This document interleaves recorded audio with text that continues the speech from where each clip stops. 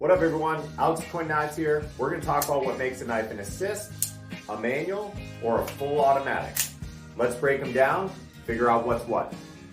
So let's take a look at these 6 knives, 3 different classifications. We have automatics, assisted, and manuals, okay? We'll start with the manuals. That's your most basic kind of thing, and there's no spring in here. So as we can see, this blade is not trying to open.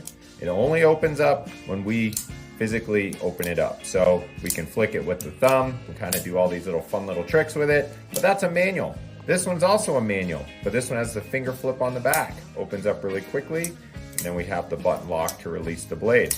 You can open and close it still pretty darn quick. There is no spring. That blade is just working under a ball bearing pivot.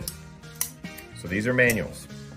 Then we move into an assist open. There is a spring that is going to assist in the opening of this, okay? We still have to physically manipulate the blade. So this thumb stud, we're going to move the blade slightly and then the spring takes over. You can see it really easily there.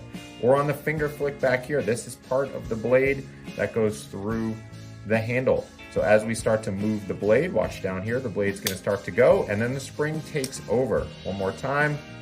Slowly, slowly, it's going to open and there's the spring, right? So spring assist. Now, if we try to shut this, there's physical resistance from the spring and it's trying to open it back up. See how that just flicked it open? So shutting them, you have to sometimes be a little more cognizant that you're overpowering that spring. Same here. Here's part of the blade going through the handle. We're physically going to move the blade. You're going to see it start to move and then the spring takes over. Spring assist. We can shut it one-handed still, but you do feel that tension as you have to overcome the spring on that, right?